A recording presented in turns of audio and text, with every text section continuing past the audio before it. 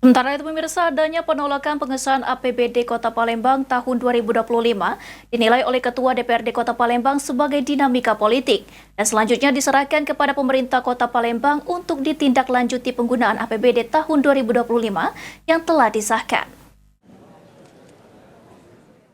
Adanya penolakan pengesahan APBD Palembang tahun 2025 dinilai oleh Ketua DPRD Kota Palembang Zainal Abidin sebagai dinamika politik. Menurut Ketua DPRD Kota Palembang Zainal Abidin, dalam pembahasan Raperda APBD 2025 ini telah dilakukan pembahasan secara bersama yang diwakili setiap komisi DPRD Kota Palembang dan selanjutnya diserahkan kepada pemerintah Kota Palembang untuk ditindaklanjuti penggunaan APBD 2025 yang telah disahkan tersebut.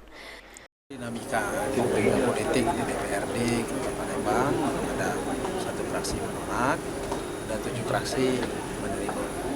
Katanya tadi ada indikasi juga mereka tidak diajak waktu pembahasan anggaran. Apakah itu gimana? Pembahasan anggaran kan ada perwakilan dari fraksi Golkar 2 orang. Oke. Jadi memang ada diwakili dari para komisi masing-masing, Pak. Iya. Untuk tanggung jawabannya nanti gimana, Pak? Untuk setelah disahkannya ini, Pak? Apanya? Pengesahan dari APBD ini. Ya, silakan di pemerintah kota dilanjutkan pemerintah Kota Palembang. Sementara itu, PJ Wali Kota Palembang Uco Abdul Rauf Damenta meminta seluruh OPD pemerintah Palembang untuk segera mempercepat proses pelaksanaan anggaran yang telah disahkan. Lancar, sukses, semuanya quorum sepakat.